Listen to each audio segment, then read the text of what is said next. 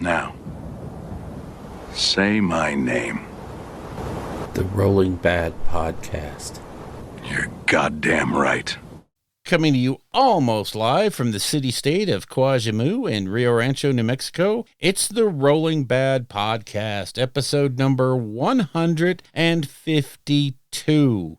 It is September 3rd, and I'm your host, Bill Ashbegat Castello, and this does not look like Washington, D.C. And with me today, all the way from the den of scoundrels in Misthaven, it's Joshua Plint the Quill Alt.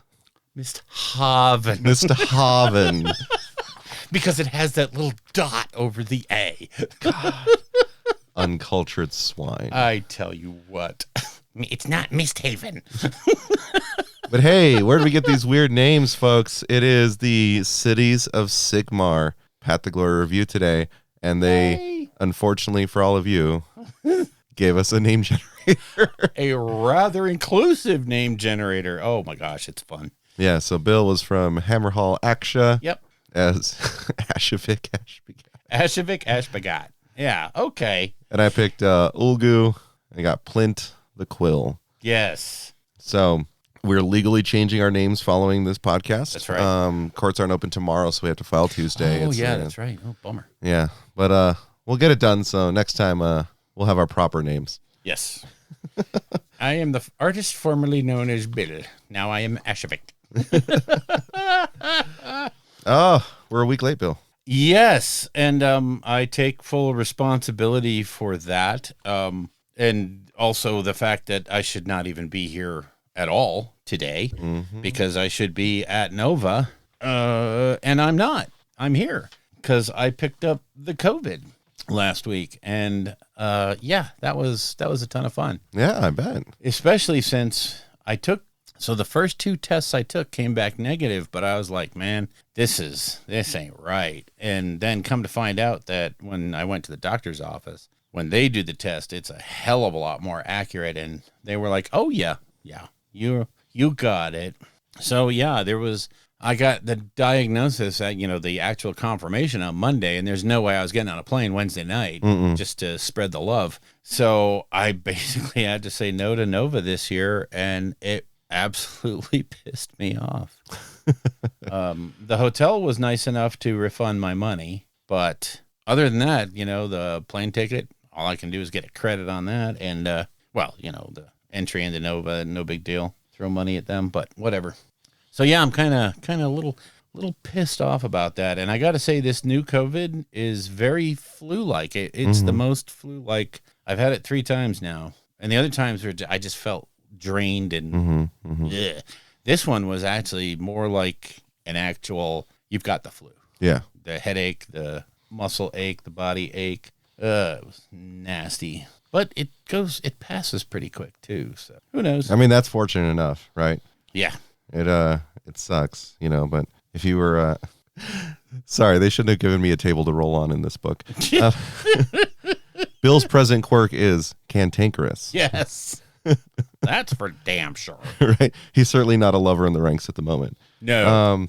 Yeah, if you look at the Path to Glory, you'll see all that stuff, folks. Yeah, it's so much fun. Interesting Path to Glory. When we get to it, we'll cover some of the things.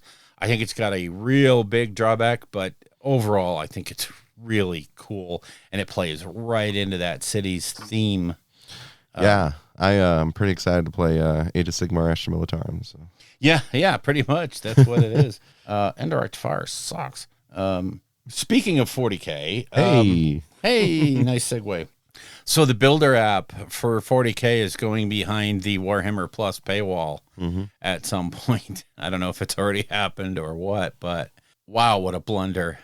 What an absolute blunder. GW, hear me now, believe me later. Don't do this, okay?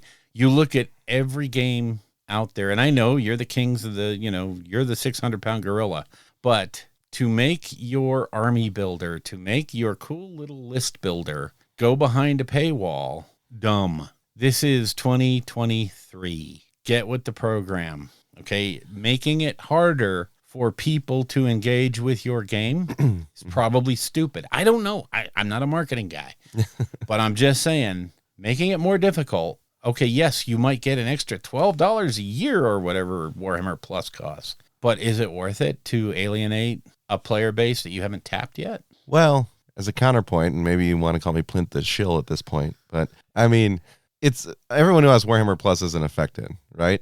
And the thing is, like, I would say it's behind the paywall in a sense, but it's also just free with Warhammer Plus, right? Right. So it's kind of, I don't know. I don't want to be talking out of both sides of my mouth on that one, but I think the value of Warhammer Plus is immense, right? And it's trying to get people to get into Warhammer Plus, right? Yeah. The more money they have going into Warhammer Plus, that means they're able to produce more content too. Yeah. Maybe not the best move, right? But I mean, I would say until you have your codexes out there, and I mean all of them, yeah, this is a bad move.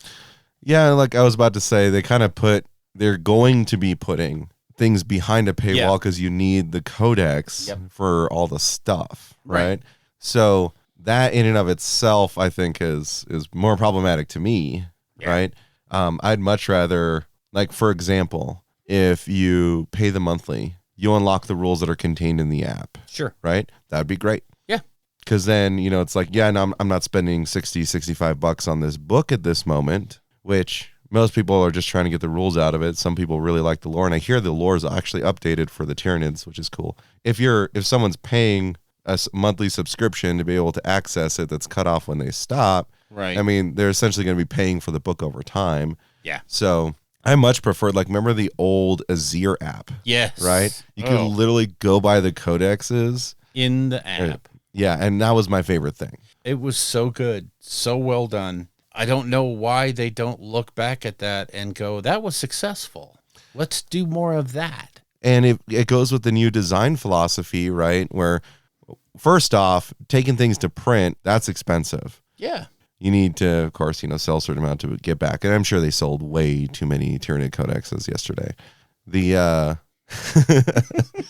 Bill's like, one of everything and two on the left. Yes. So essentially what I'm saying is you could sell the digital copies cheaper that costs you less money, and with your app you can update them with FAQs, erratas, all of that stuff in the app. Yes. And it's real time. That's where I think it should be going. That's something we're tagging on to a Warhammer Plus subscription if it doesn't cost any more, right? Yep. That's what it should be. I mean, like the battle tomes at the time were like $50, right? Yeah. In Azir, you'd get them for like $32. Yeah. Right?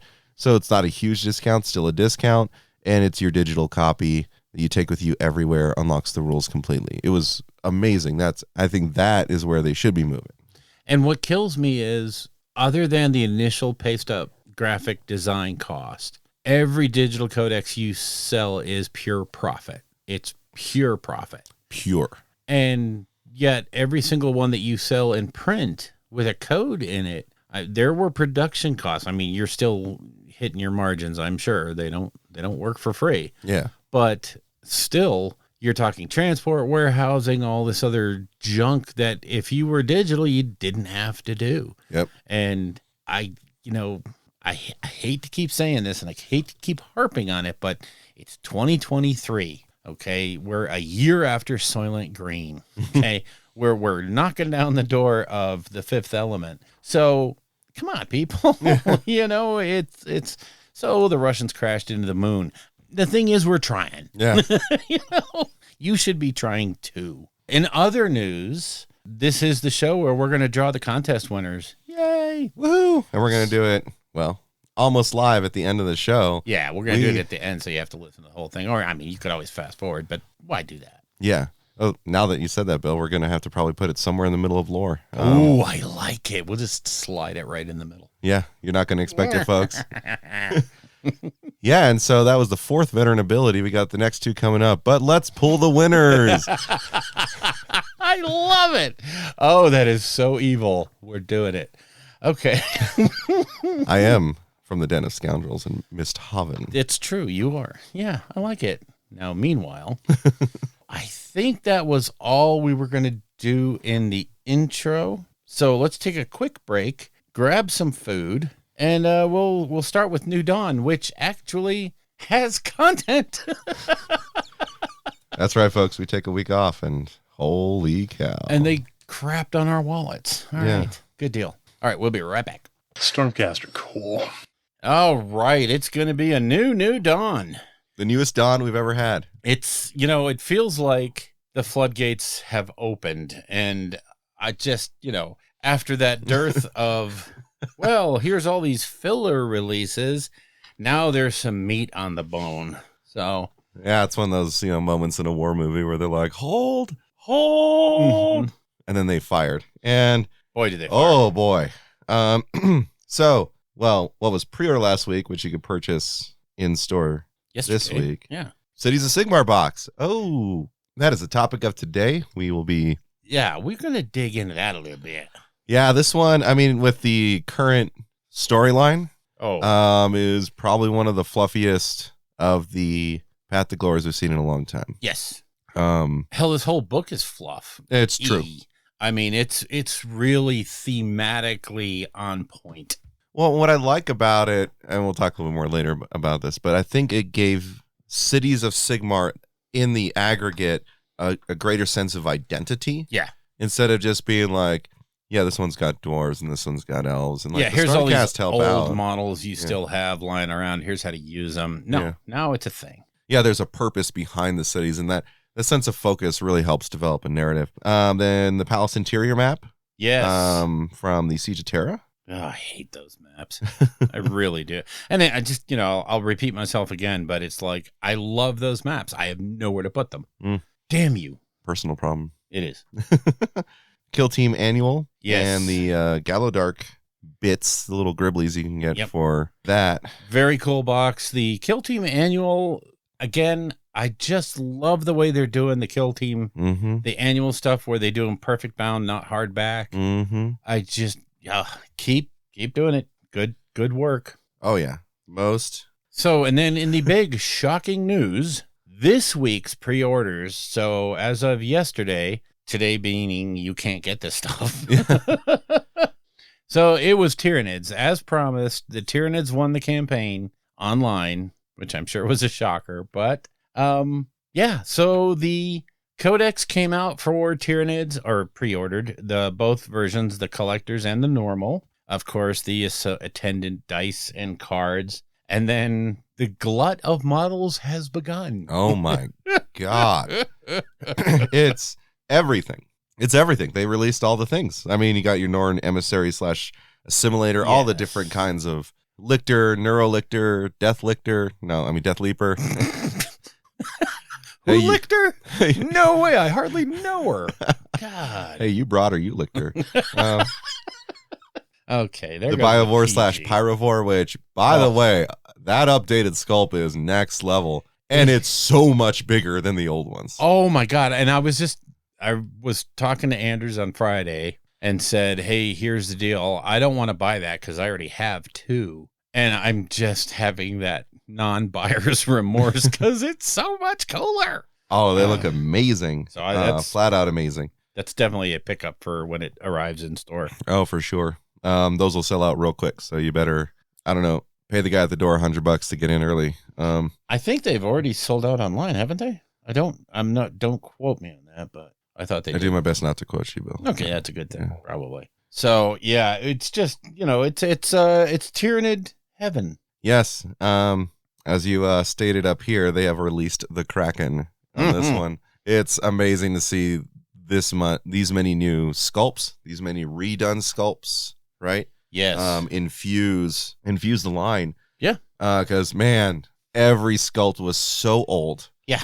The mold lines, like if you collected the mold lines you cleaned off of those things, they could have made at least 2 boxes of product. Yeah. You're talking mini barb gaunts there. Yeah. Yeah. It's insane. If you're heavy into NIDS, there's already reviews going up. I know Art of War did theirs. Yes. Right. So go out and just see what exactly you're getting yourself into. There's some really fun builds in there, but I will say that my heart is broken because the Crusher Stampede kind of sucks. Yeah. But they had to clear the way for some interesting things like was was it Synaptic Imperative one or whatever it is? Like that one is probably the one I'd want to play, which interesting, better with the NIDS I like. But anyway. Yeah. But they have one that's specific for like the Gene Stealers and the Sneaky Boys, right? Yeah. Oh, yeah. So you can get right up on her and licked her. So and then the Word Bearers box from Black Library. Yeah. Nice little collector's edition set for Word Bearers. If that's your thing, it's sold out. Sorry. But, there's always eBay. Problem with recording on Sunday is, by the time we talk about this stuff, it's probably already out of already gone. Yeah. So, but I mean, all the stuff for the NIDS is going to be standard product here on out. Yeah, there's going to be a surge initially, which means it's going to be hard to get a certain number of models. Sure. I imagine mostly like, especially the Pyrovores ones. Yeah. Those ones are going to be selling. They're still available for purchase on the website. So that I find that interesting. Oh, that is interesting. I think they're lying to you. It could be. I didn't try that. Games Workshop. God. Yeah, Shaw. They always sell out of their new product. What is this? Duh. So yeah, it's definitely a good week. We're waiting for the news at 11, so I have to imagine it'll be another wallet busting week, or it might be all the Cities of Sigmar stuff too. Yeah, I was thinking it could maybe just be the Warcry stuff, but I don't know when those are going to be coming out. Do that new Warcry box with the Gorgers and the Doggos. Oh man, that mob pit terrain is insane. Yes, yeah, I'm here for it, particularly because like Gorgers right now, aren't they like $35-$40 for a single resin model that looks like crap? Yeah. Oh yeah, no, I'm thinking I'll buy that and get 5 of them. Yeah, who knew? Right? Yeah, more than you're ever going to field, and they all look great. Like the new sculpts are amazing. Actually, they'll probably get a really cool rules in the release. I'm excited for that. Anyway, that might be fun. Be news at 11. Knock on wood. There we go. Knocking on the wood. So until 11, that's all we've got for New Dawn, which oddly doesn't seem as meaty as usual, but really there's just so much there, but a lot of it is 40K. So yeah, it's all biomass. Make sure you join us tonight for the news at 11. Okay, as the young lady just stated, it's time for the amazing news at 11, which the pre-orders for next week are Black Library. I was going to say they're unlike anything you've seen before because there's one set of miniatures. Yeah, there's 2 books. There is the Ursula Creed Ashes of Cadia in the super special, oh my god, collector's edition and the regular hardback. Then you have Valdor, Birth of the Imperium in its paperback release. It's a Chris Rate book, so it's going to be pretty good. Then Blood of the Emperor comes out on audiobook. New Horus Heresy collections, volumes 10 and 11 come out. If you're grabbing up all those books to have the whole Horus Heresy in the hardback collector editions, those are really kind of cool. They're really, they look really good on a shelf. I haven't gotten any of them, and then Warhammer Heroes, complete with the Japanese writing on the front. Exactly. Series 4. Yeah. They won't be able to buy them directly from the Games Workshop web store. Oh my. So they'll be available in retailers across the United States, Germany, Japan, China, and Australia. So Barnes & Noble? Yeah, I'm thinking it's going to be these are going to be like a general release to probably things like Alliance distribution and all that stuff. So any game store that wants to carry a little bit of them can, a little display box can. So very strange, but there's more. Unlike previous series, this collection can be used in games of Kill Team as a unique faction. Each miniature comes with its own Kill Team data card containing their full rules and deploy for the team to use. So all you need is any 6 of the 7 operatives to start playing. So talk about the hook. Oh my gosh, GW, you crazy kids. Oh boy. Well, on a cool note, White Dwarf 492. Yeah. More Terminators on the cover art. Yep. Cool. So interestingly enough, and I've heard references to this before, also in this 492, the Age of Sigmar Battle Pack rules and battle plans for 4-player games are coming out. Something I think that has been really necessary for a long time. Yeah. Is, more team game stuff. So hopefully they have a really nice setup in that one. So agreed. Yeah. Agreed. And Warhammer Plus, relevant to what we're talking about now, they have more stuff on the Dawnbringer Crusades. Yep. Which they're talking about the coin Malleus. Yep. The symbol of enlistment in the cities of Sigmar Expeditionary Forces. Which is really cool. And then you have Death Watch versus Nids. So Nid's going to get wrecked. The coin Malleus can be a really interesting one, actually. I think that's going to be a fun Lore Masters to check out. So Yeah, those lore masters are cool. yeah, it's so good. That, as they say, is that. Yeah, very short, very wallet friendly. Yes, this week. yes. So thank you. Make sure put your soothing creams on and everything you need after the last couple weeks. Yeah. Get ready for the next one. Yeah, because coming up next, it's going to hurt. Let's go ahead and move on to creation. Sounds good to me. Okay, now for me, I'm going to start first because, I finally finished all the Tyranids from the Leviathan box, building them, and I've got 6 of them painted up, 3 in white primer, 3 in black primer, because I'm going to try a slap chop on a couple and just try my paint scheme on some just white painted ones, see which one works best, makes me happier. So, and then once I've decided, then I'll prime the rest. Then the second box has to get, well, technically third box has to get done because we already finished one box. And, oh, Jesus, a lot more Shatterpoint built. Not quite, they're primed, but they're not quite painted yet. Although I think Mace Windu and the ARF Troopers are moving right up to the top of the queue for that one because they are really good. Bill, Warhammer is the only game. I don't understand why you're focusing so much on Shatterpoint. Oh, okay. In other news, I committed to the Oh My God Battletech Kickstarter. I made all my final decisions about what to get, and I don't want to be home the day that is delivered. Mistakes may have been made on that Kickstarter. So yeah. Oh boy, that's going to be a lot of fun. But other than that, honestly, I ended up with 10 days of, I don't feel well enough to do anything. Right. So for me, it was a lot of watching YouTube about Cities of Sigmar and blah, blah, blah. But that's all my creation, unfortunately. I'm not going to cover this stuff for the Night Haunt that I did for Nova because that still makes me sad. Yeah, I mean, Night Haunt are generally sad in the stories, so I think it works out for you. Yeah, it does. Yeah. And I decided I really want to change my paint scheme because I'm beginning to hate the one I used. So I guess the question is, Bill, is if maybe you did actually die from COVID and this is the punishment Nagash has given you. Oof. Wow. Yeah. What a guy. I know, right? Part of that punishment is you still have to do this podcast with me. Damn it. Holy crap. The fans, they do not wait. Nagash, I hate you. Okay. Anyway, your creation, sir. You have a list from... Yeah. So, more on this in After Dark. And I've mentioned it before. And I talked about, building my Space Wolves Dreadnought list, which is, ladies and gentlemen, I only need one more Space Wolves Dreadnought, and then I will have all of them. Jeez. I haven't painted them all. So, this week, built and primed 3 Wolfen Dreadnoughts. Kind of math hammered it a bit, and I decided that all of them with the shield and axe are the best option with the heavy flamer. The shield having the 4-up invulnerable save is just too valuable, especially for the unit that charges in, and you get the sweep on the axe, so you can actually clear screens, which is pretty much what the Wolfen Dreadnoughts are there to do. Run in, kill as much crap as possible, and then hopefully blow up and do more damage. Sure. I built one of my Primaris Tech Marines, but of course, kitting it out so it's a little more Space Wolfy. Sure. But then, and this was my favorite part, actually should have brought him in, he's in the car. Could have shown you, Bill. But I was creating a custom sort of narrative character for this because I'm running the Iron Wolves. Iron Wolves are like much more mechanized of the great houses, or great companies, sorry, of the Space Wolves. And so I developed my own Iron Lord, I call him, instead of Wolf Lord.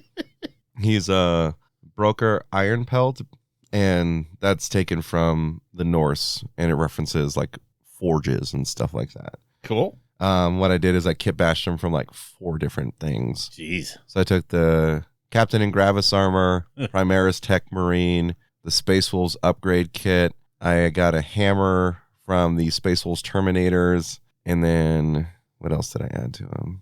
Oh, and I got pieces from my leftover Wolfen Dreadnought. So it's more like, it's like 5 or 6 kits. Just to make him, and he looks so cool.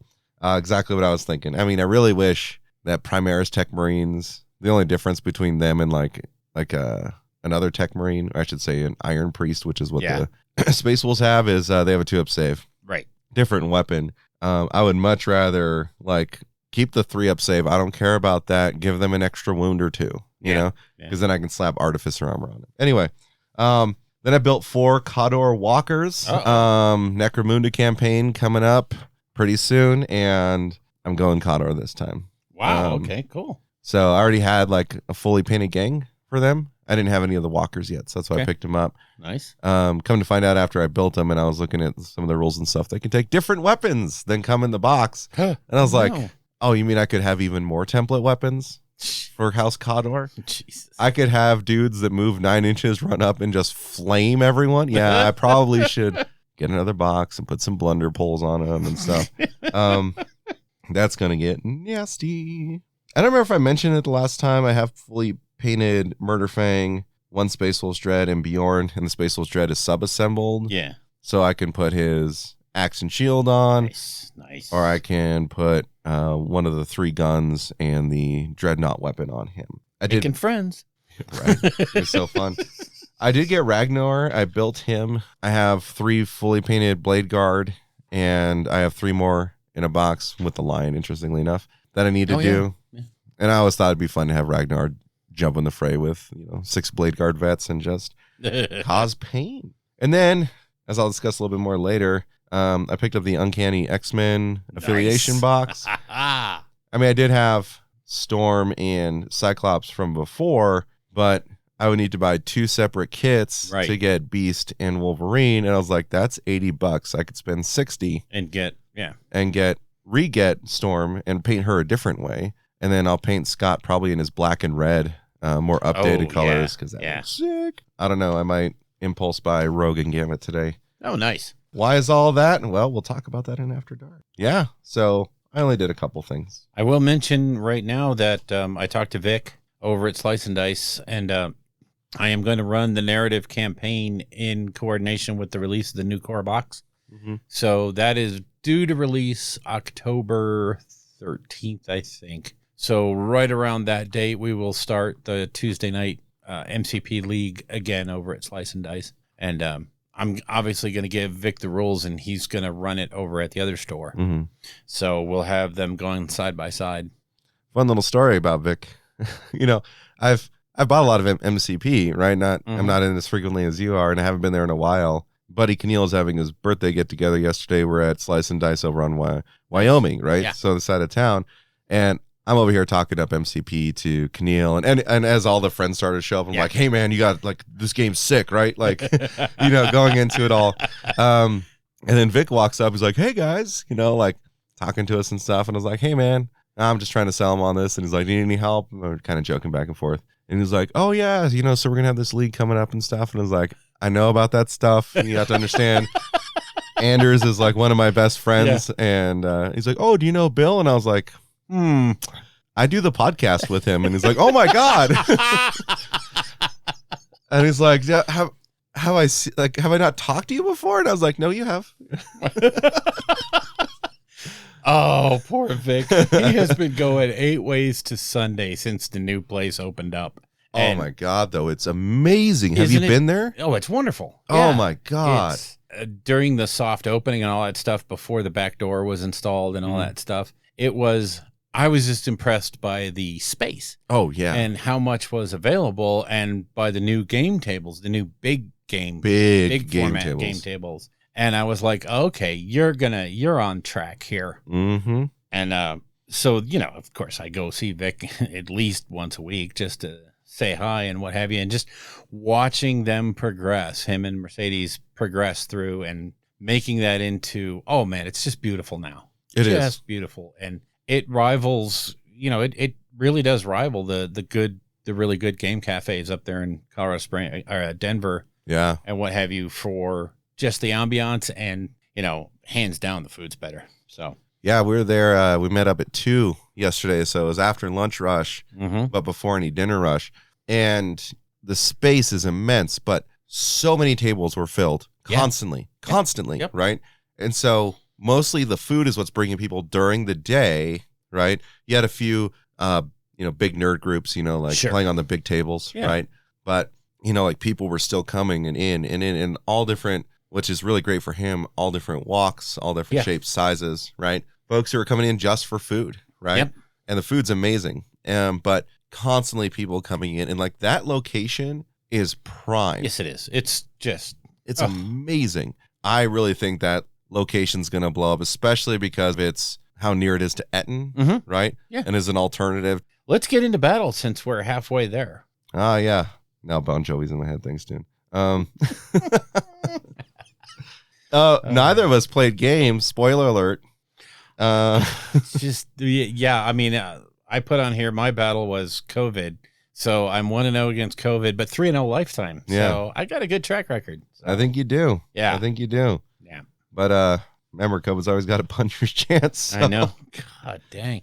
That the new strain is just be careful, folks. It's out there, and it's, in my team at work, we're spread geographically around the country and the world. And I have 5 people right now that have COVID. Mm-hmm. And that is a huge sample size. So we have a bunch within the agency, and it just, even talking at the store, there's like, I talked about having, gone through it, and like 3 or 4 other people were like, yeah, my mom and dad have it, or, boom, my sister has it. And I'm like, geez, it's making a comeback. Mm-hmm. Okay. So anyway, what do you got? You got some interesting stuff. You did some newsworthy stuff.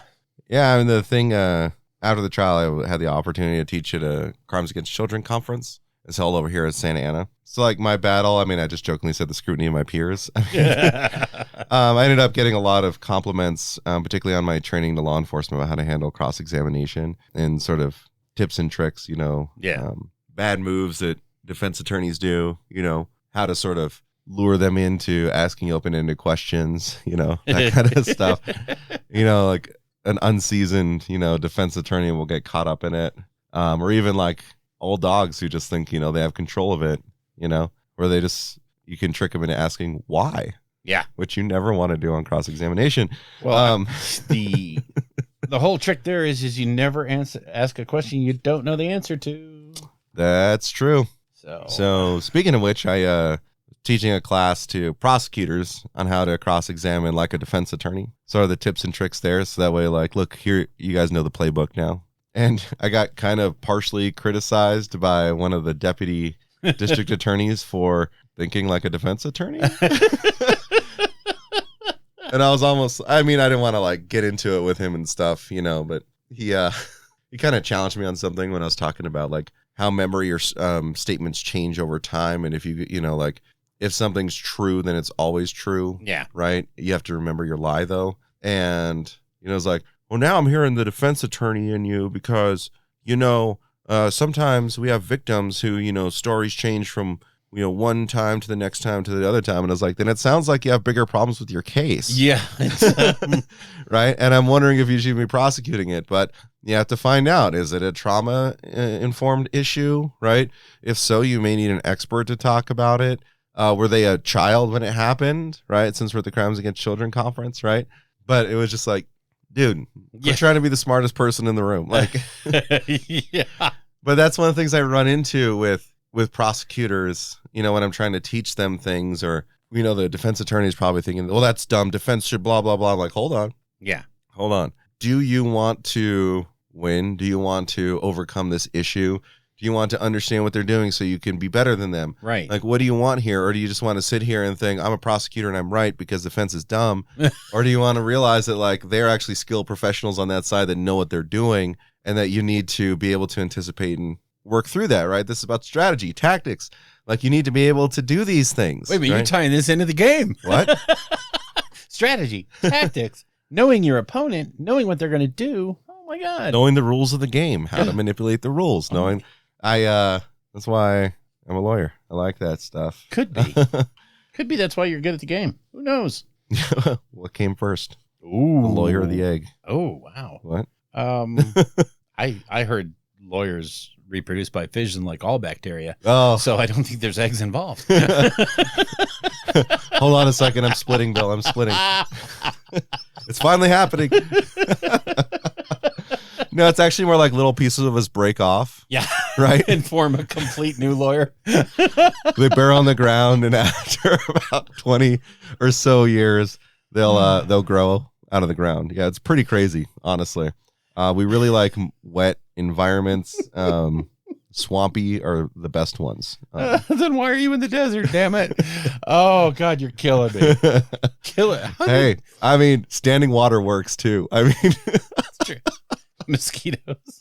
Okay. Wow. Did we get off track or what? I think Bill just called me a bloodsucker. Yeah. That was a battle. Yeah. That was our battle. Heyo. So that is battle. We're gonna take a quick break and jump into lore, which maybe won't get as sidetracked. And now for something completely different. Okay, we've taken a quick break and we're ready to jump into the free cities of Sigmar. And we're going to cover basically the path to glory. However, as is almost always the case, Stormcaster, cool. I actually hit that by mistake, but that was an interesting little, We're keeping it. leaving that in. There was more than a couple of the emails that were like, yes, Stormcaster, cool. Yeah. I was like, all right, Elric lives on. Okay, so. But only in our memories. But only in. And in our memory. hearts. Yeah. For the free cities, the basic rules for the army that you're going to care about when you're playing them, even in a Path to Glory, are unlike some books. This one has 11 different free cities that you can choose from, each with their own little bonuses and what have you. And you can really jump into the play style that you want. When we get to that section, we'll jump into, I'll read off some, Josh will read off some, but basically, depending on your play style, you will find a free city to model your army into. Now, I was kind of hoping that there would be a sort of build your own free city, but honestly, with 11 of them here, you can pretty much pick one that works and just say, hey, we're an offshoot of Lethis or Misthaven. Or, Hammerhall Aksha, which is also Hammerhall Gyra. So you have your choice there. So depending on where you want to be, you can pick a city and just sort of go from there. Yeah. I personally, because of where my city state is in Gyran, I will probably jump into the Hammerhall Gyra, but I don't know. It depends. I might pick a different one. So I might retcon my lore a little. Who knows? This is the beauty of narrative. We can do whatever we want. And that's one of the things that's so great about this when I said that there's an identity now. Yeah. You have all these different cities. Yes. But as we're going to go through here pretty quickly, right? It's not divided into the individual cities in terms of what you get, like Right. before. It's humans, dwarves, and elves, right? You have your 3 different types, and that's going to dictate, artifacts, spells, prayers, all those things. But when we hit the path to glory, you're going to hear about why the city identity is so important. Is so key to some of these things. So yeah, it's just it's great fun. It really is great fun. Their big claim to fame, their army-wide cool thing, is a rule called orders. If you command a Cities of Sigmar army, you can give orders to friendly heroes. Orders are represented by order tokens, which, by the way, come in the box. And I don't know how they're going to get those out when the box is no longer available, like now. I imagine it'll be probably like It should be shrink in wrapped. the cards. Yeah, hopefully it'll be, shrink wrap with the codex. Yeah. Or battle tome, excuse me. And because they are really necessary. Because your orders are secret until you flip them over. Oh, yeah. And then tell people what they are, depending on what phase you're in. Yeah, but someone's already on Etsy making custom ones that are probably looking amazing right now. Way better. Yeah, I'm sure between, you name it, they'll have really cool ones. Let me see here. So yes, they're secret. At the start of the battle round, after priority roll has been made, you can give one order to each friendly Cities of Sigmar hero on the battlefield. To do so, you pick one of the orders on the pages, place the corresponding order token with the Cities of Sigmar icon face up beside that hero that has been given the order. No more than 3 friendly heroes can have the same order at the same time. So, little limiting factor there, but that's probably pretty good. Some orders are marked City of Sigmar order, and they can be used by any City of Sigmar hero. Some of them are limited to Dwardens. Some of them are limited to elves. That's basic. They remain secret until they're revealed. Each order will state when it should be revealed and how it is revealed. Friendly unit cannot be affected by the same order more than once in the same phase, so no stacking. Nope. At the end of the battle round, all orders removed from play, including those that were not revealed. So basically, each hero gets you an order. Each hero on the battlefield, which is important because a couple of these have, basically modified deep strike. So they'll be set up off board, and they don't get orders. So now then, there are 2 Cities of Sigmar orders. Then there's 3 human, 2 Dwarden, and 2 elves. I'll do the first page. You can do the second page. Ugh. I get the good ones. Relegating me to dwarves and elves. Yeah. What a jerk. Right. So under the Cities of Sigmar orders, you have 2 of them. First one is Advance in Formation. Going to summarize here. You basically add 3 inches to the move characteristic of units that start a normal move within 3 inches of the hero with this order, not wholly within, just within. In addition, at the end of the phase, this is revealed in the movement phase, by the way. In addition, at the end of the phase, friendly Castellite units with the fortified position ability can establish a fortified position even if they made a normal move in this phase, if they are within 3 inches of the hero with this order.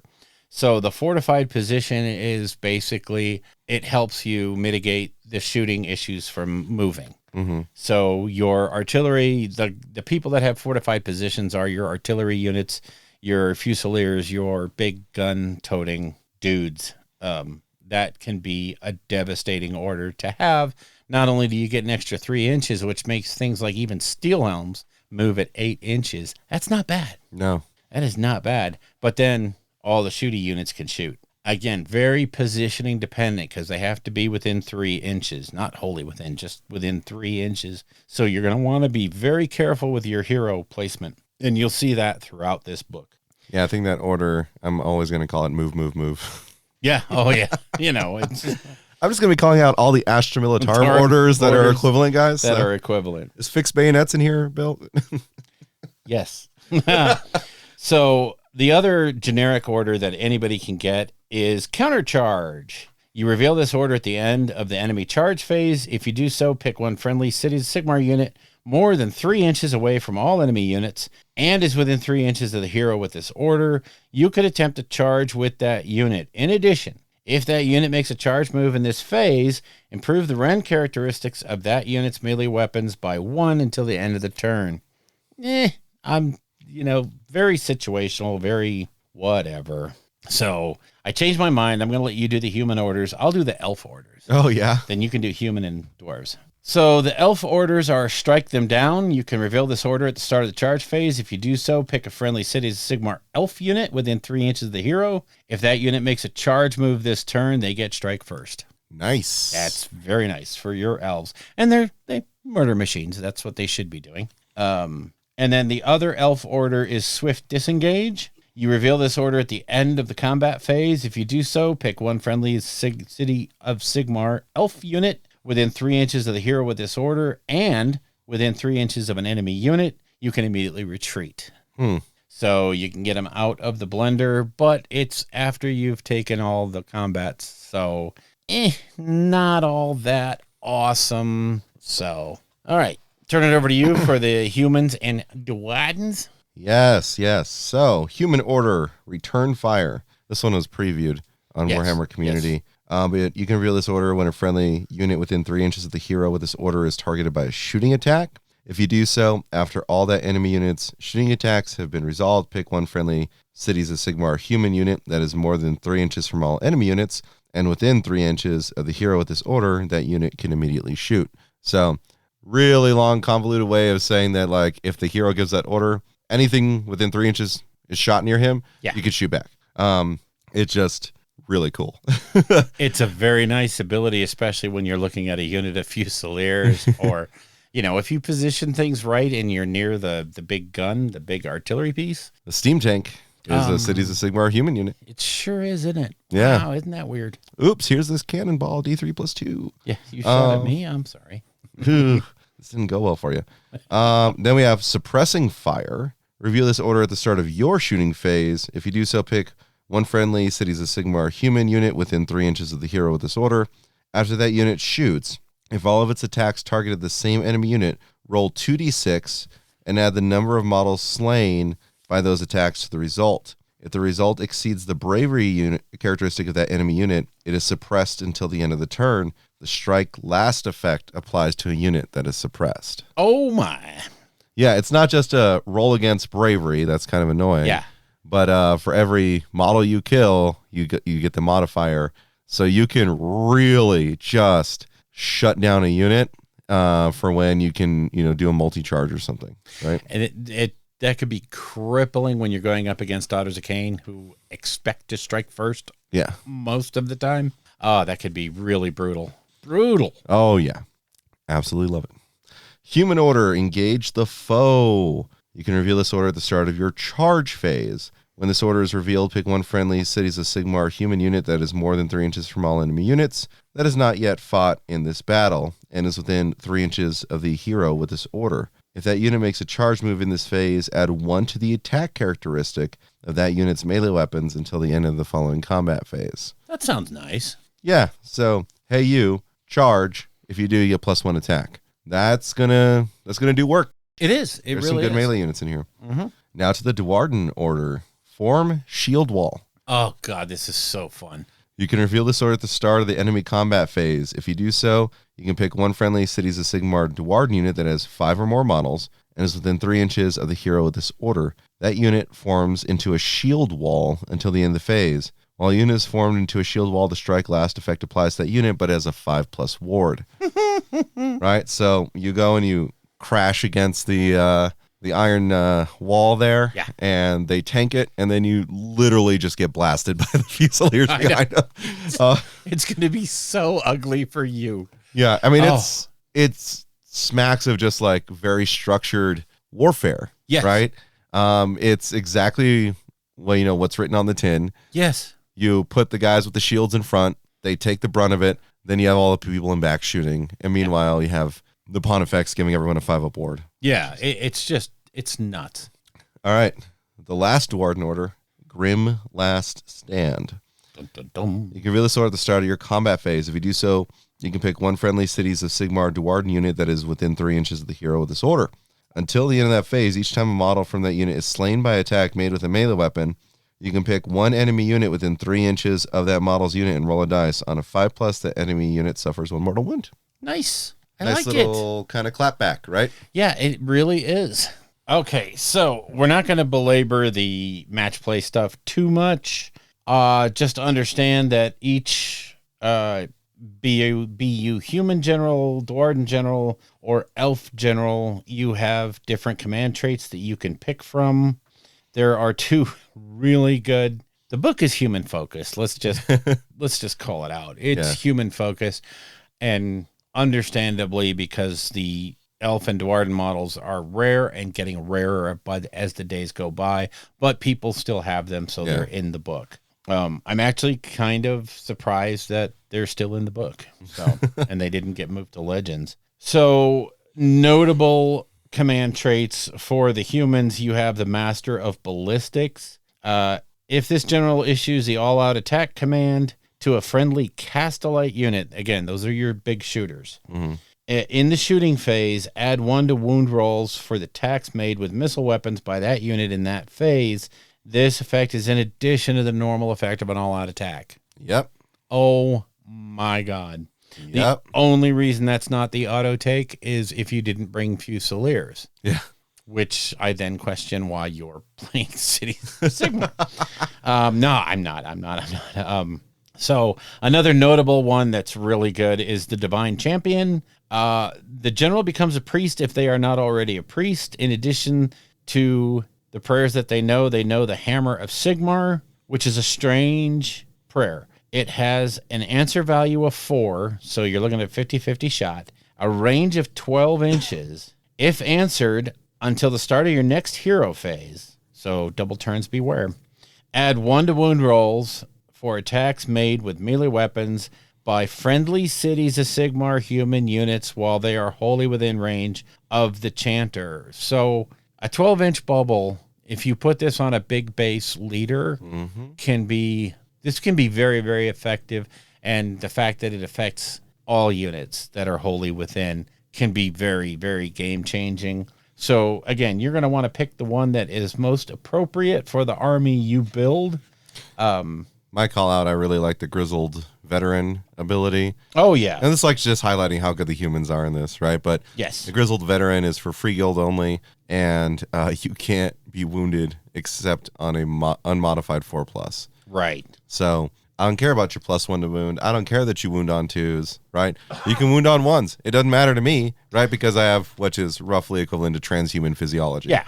And that on a free guild general on Griffin. Yep. Pretty good. I'm not going to die. No. You can try to not die. It's going to be good.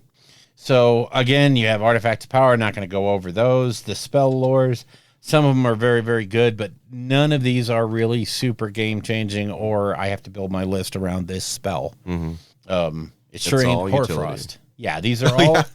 yeah. None of it's Hoarfrost. None of it is so- Hoarfrost good. I mean, it's good. But It's not Hoarfrost good. Right. I mean, they're all very good spells, and the prayers are okay for the dwarves. Again, it's going to be read through it, figure out what works for your narrative flavor, and go from there. Now, when we get to the free cities, these, I think it is important that we cover these simply because they're going to define your playstyle and Correct. what you buy as an army. Oh, yeah. So I'll do a couple, then you do a couple, then I'll do a couple. So the first one up is Hammerhall Exia, which is the part of Hammerhall that is in Exi. Your benefit there is officers. I did not realize that was spelled that way. Officers of the Academia Martial. When orders are being given to friendly Hammerhall Exia heroes, one of those units can be given 2 orders instead of 1, but they must be different. So a free order. Yay. And then you also get the Magister of Hammerhall, which is, I don't know, maybe forces you to bring in Stormcast. But it doesn't force you. We'll talk about it here. But basically, this rule says if you command a Hammerhall Exia army that includes an allied Aventus Firestrike, at the start of your hero phase, you receive 1 additional command point if that model's on the battlefield. Yeah. Problem being, Aventus Firestrike isn't very good for his points. If you're going real themey and you really want to bring, okay, you can, and for a narrative, it very well may just work right down your ally, but he's not very good. Yeah. And I don't know why you would take Aventus Firestrike when you could be the first winner that we're drawing for the prize pool. This is for just our normal listeners. So, Bill, I have drawn number 26. okay. I'm going to have to cut through this a little bit. That was awesome. Oh, my Lord. Okay, so the big winner for the first draw is Mike Wolfell. Mike Wolfell, you have won a prize. I am going to be contacting you and getting your address and sending you a box of stuff. All right. Congratulations, Mike, for being the first winner. Much better than being Aventus Firestrike. All right. So what's the next one, Bill? Tempest Eye. Tempest Eye, huh? So if you are from Tempest Eye, the city thereof, you get the rapid redeploy command or ability, not command, sorry. Friendly Tempest Eye and allied Caradron Overlord Sky Vessel units, including the units embarked upon them, can retreat and still shoot in the same turn. Say what? Yeah. I wonder what they're going to do for the famous Caradron Overlord city. And that's pretty good. Yeah. That's pretty good. It's retreat and shoot. Okay. I'm good with that. Yeah. One thing I'd say is some of these feel like they only really affect the allies that are with you, right? As opposed to, like the core of your Cities of Sigmar army. This Yes. one, you're definitely going hard Caradron, Yeah. right? Maybe it's an Ironclad. I don't remember what the cost of that is anymore, but it's focusing a little bit there. But some of these and the better ones, I think, are more flexible. Yes. You're Like definitely Misthaven. yeah. These cities are definitely taking you down a particular road Yes. because they determine your playstyle and what allies you're going to bring. So, you All want to do right. the next two? I guess I'll do them. Thank you. So we have Hallowheart. This is an old favorite. It's pretty good ability. So Wild Magic. The reckless and maverick battle mages of Hallowheart's White Fire Court seek to control magic in its most potent form. Which, when you attempt to cast a spell with a friendly Hallowheart wizard, you can say they will harness wild magic, and if you do so, you roll 3 dice instead of 2. However, on an unmodified roll of 10 plus, the caster suffers D3 mortal wounds after any effect of the spell has been resolved. Important wording there. Yeah. You don't blow up and the spell fails. Right. Right? You just might blow up afterwards. But real solid. I mean, if you're heavy into the magic they've got, if that's your play style with cities, Hallowheart's strong. It's very solid, and when you think about the meta that we're in with this player's handbook, that is a very dangerous ability to have. You can quite very easily use primal dice to blast through that 10 wall like no tomorrow. So make sure you have 3 wounds left. Yeah. Unless it's last ditch and you don't care about just dying. So Hopefully you don't primal miscast. Next up is Hammerhall Gyra. This is the one Bill's considering. Bounty of the Verdant City. The abundant resources of Hammerhall Gyra ensure its armies are always well supplied. This one is pretty decent. So when picking a Hammerhall Gyra army, if the battle pack you're using has restrictions on the number of reinforced units you can include 1 additional Cities of Sigmar reinforced unit in your army.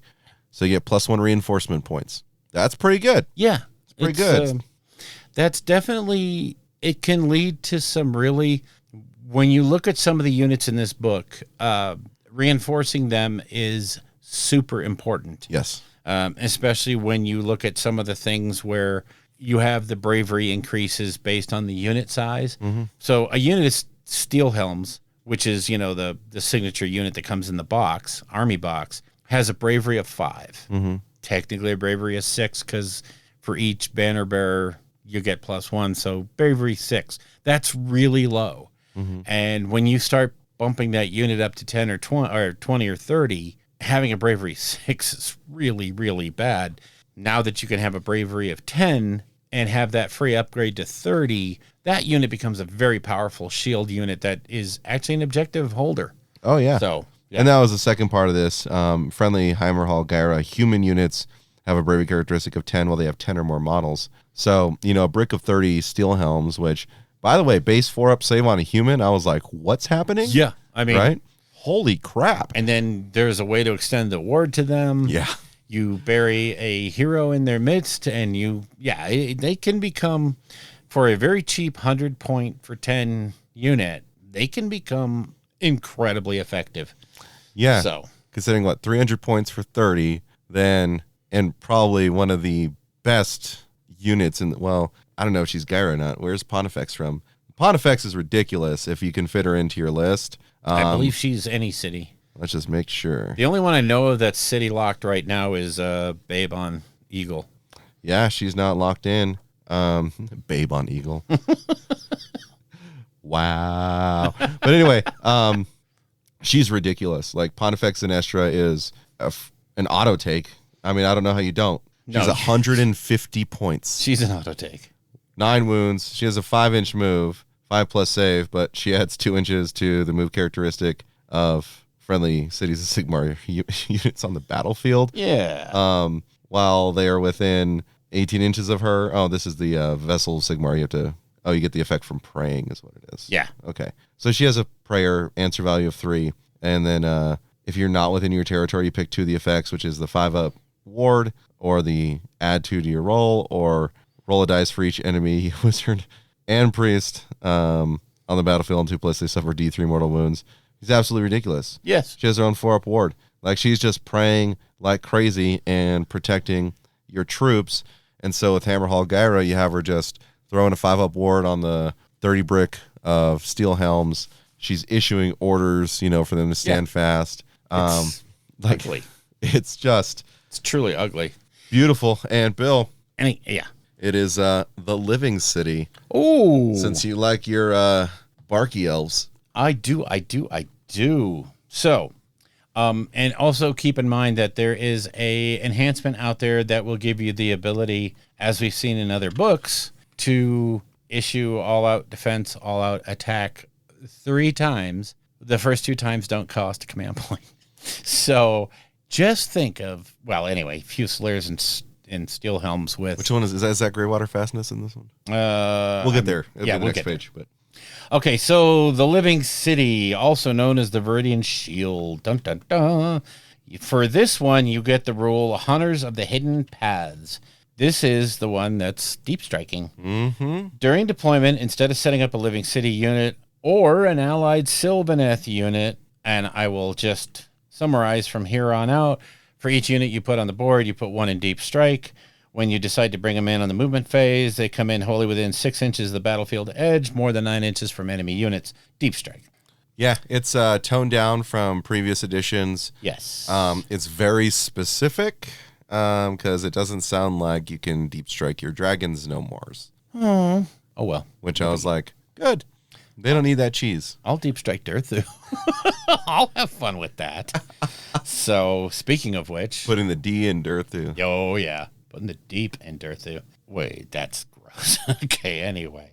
I picked up a 3D STL for this really cool shield for the Dirthu model. Yeah. I can't wait to get that printed out. Oh, heck yeah, dude. Yeah. Anyway, next city up is the Greywater Fastness.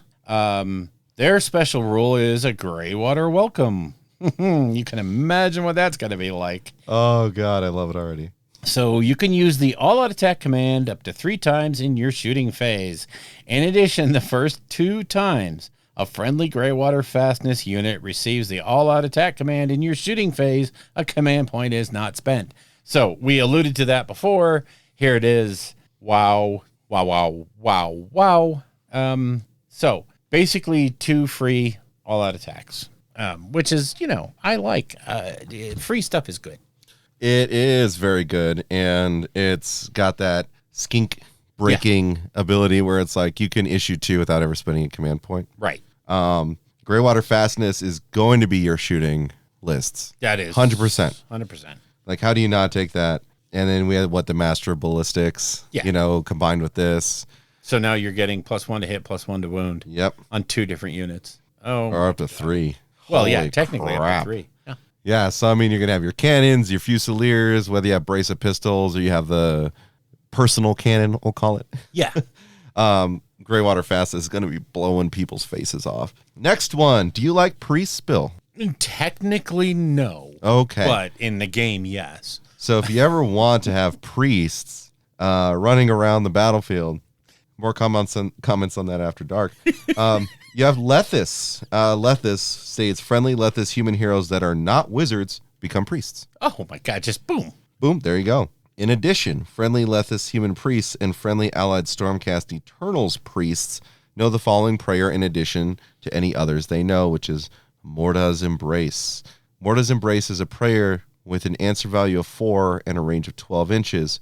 If answered, pick 1 enemy unit within range invisible to the chanter. Ward saves cannot be made for that enemy unit until the start of your next hero phase. Broken. Okay. Love it. It's 12-inch range. It's close. It's very close up. But it's a 4-up. You can make it a 3-up, obviously, with the correct application of stuff. But that is a broken rule. Just imagine going ahead, finding a unit that you just want to obliterate, but is elite and very tough. So you take their ward save away, and then you use other enhancements to, say, perhaps lower their bravery, or perhaps eliminate some of their save. yeah, And now all of a sudden you're chewing through a unit that, generally speaking, you might not have been able to without that. So, that is a killer ability. Again, it locks you into the Stormcast Lethis sort of motif, but still, if that's what you're after, that is a deadly. I love it. yeah, for sure. This next one, though, I don't think anyone's really going to take this one. It's Vindicarum. Yeah.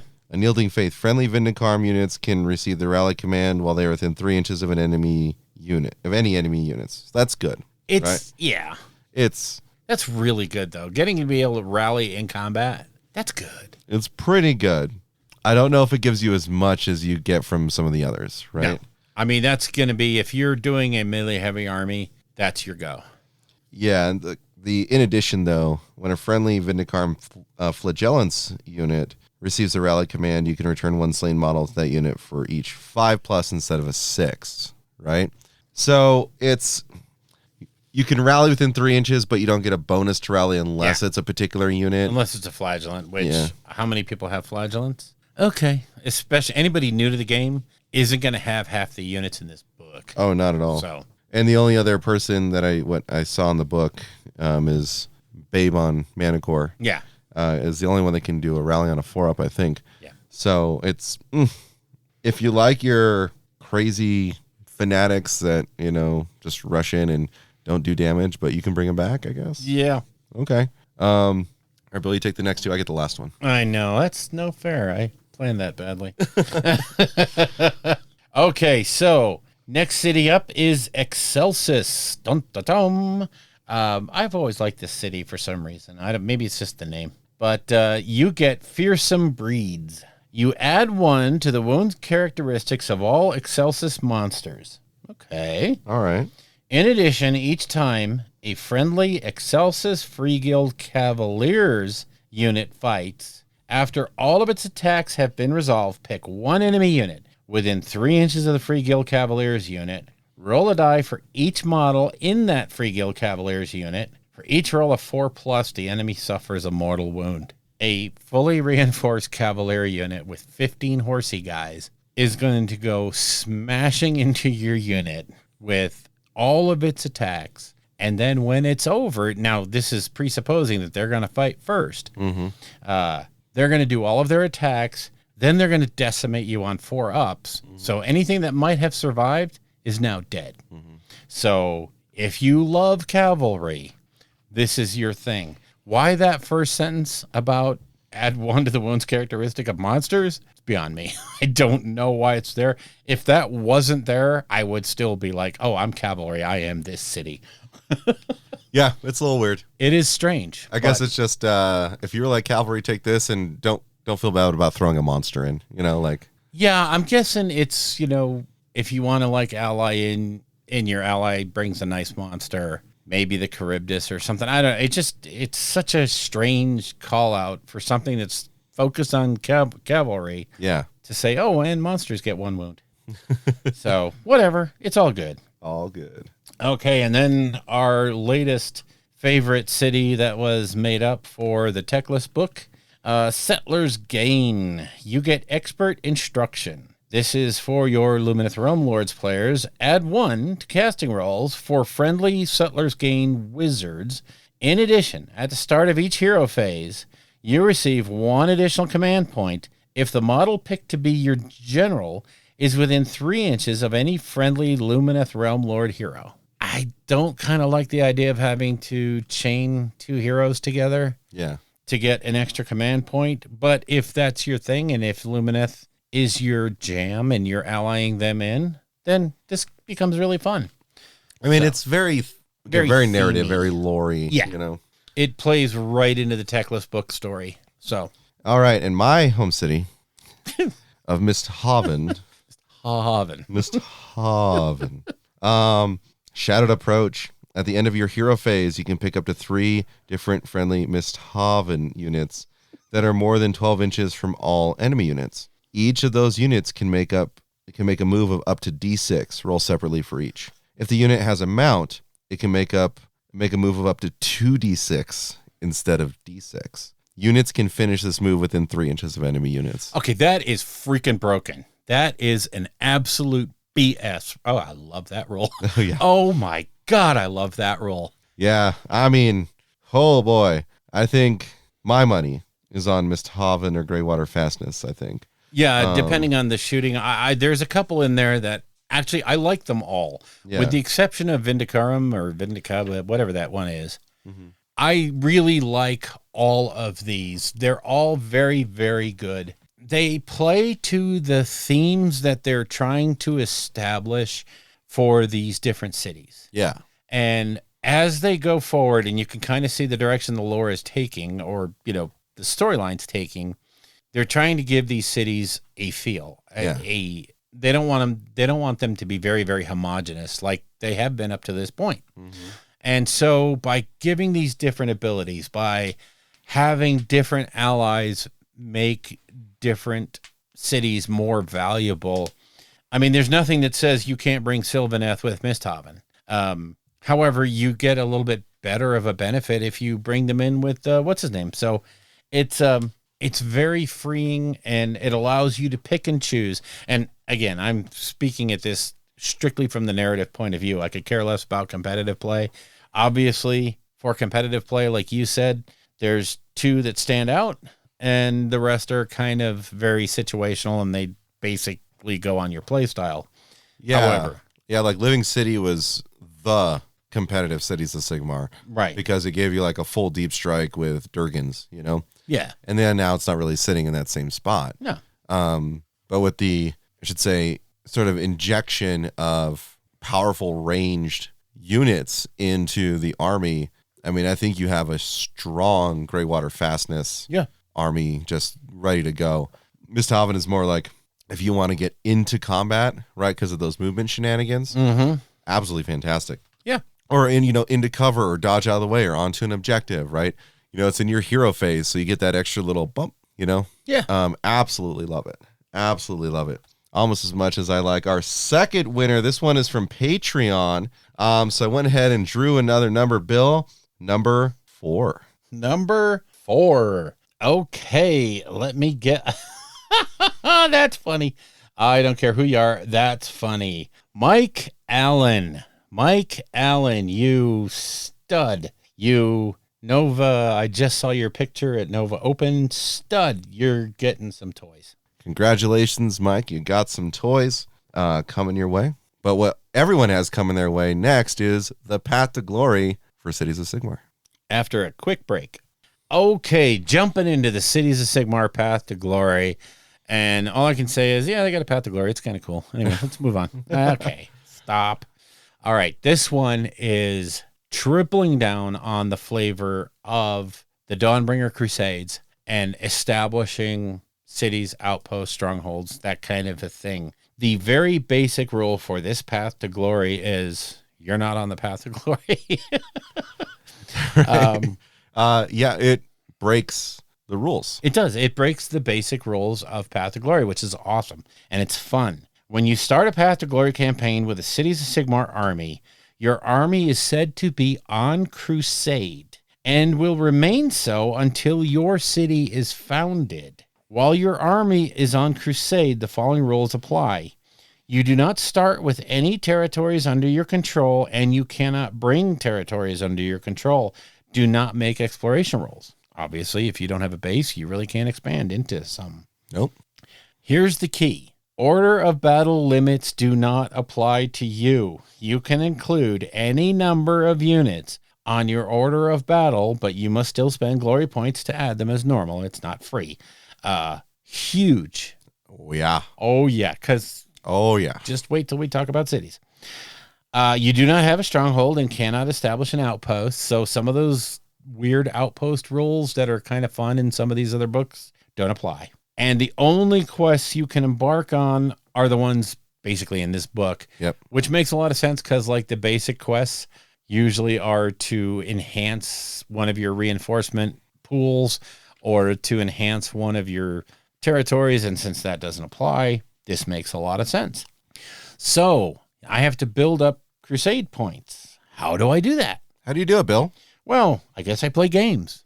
Who knew? I can't just sit at home and get crusade points. While your army is on crusade, you keep track of the number of crusade points you have. You start with 0. Why they always have to put that.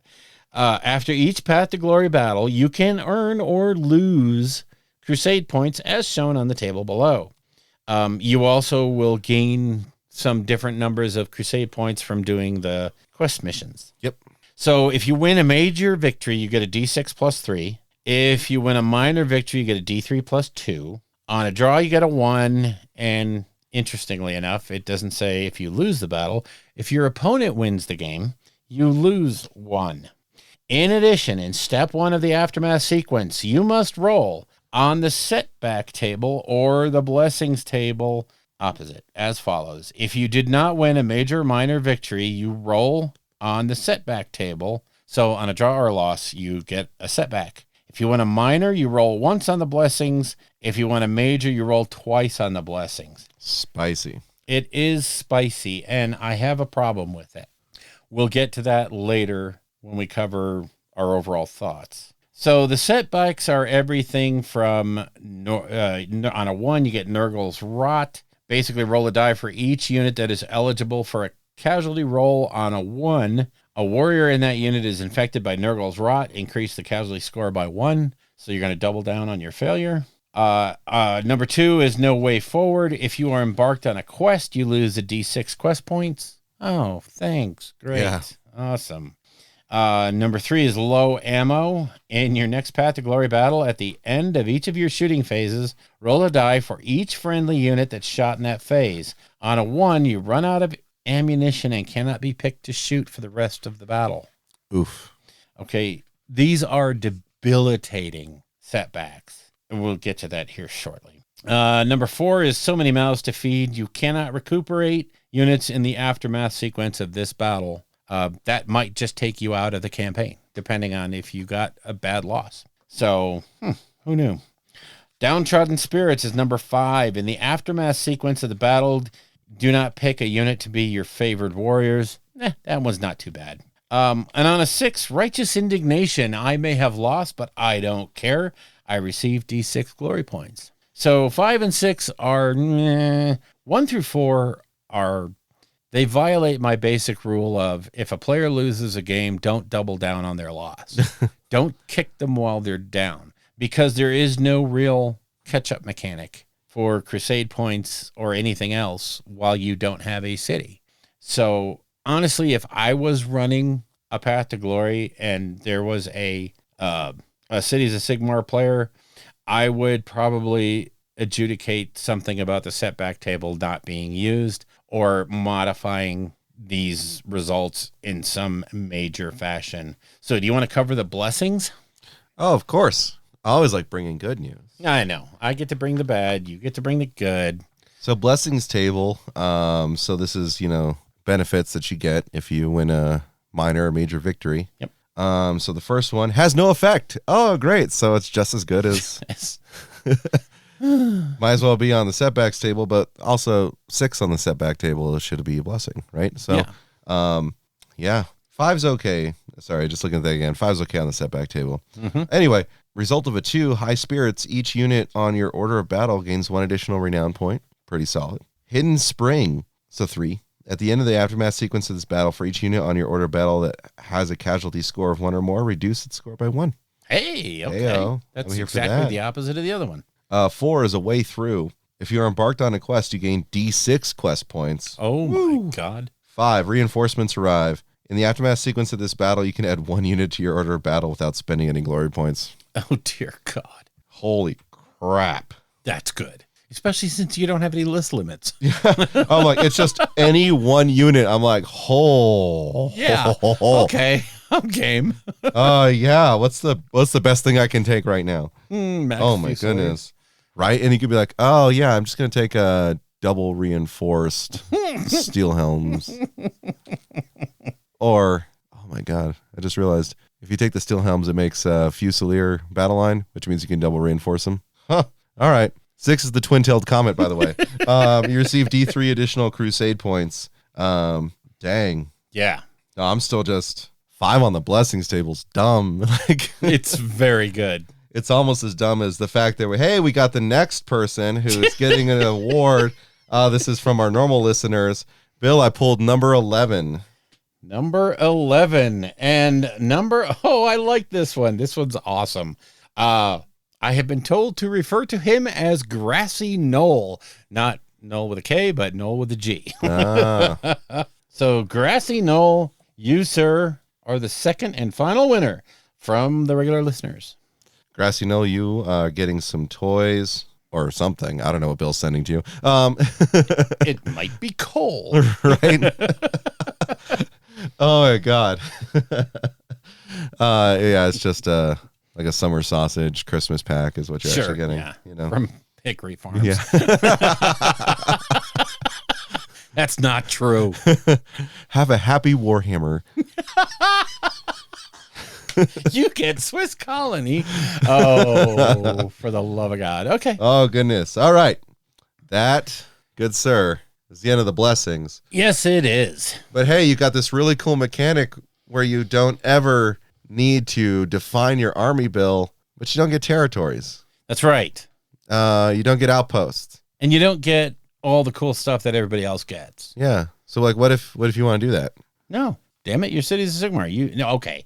Fine. You've been on Crusade. You build up 25 Crusade points. And at that point, when you have 25 or more Crusade points, you can choose. You do not have to, but you can found a city. Now, again, here's another part that bugs me. You can choose to fight the battle plan, await the coming dawn, which is included in this book.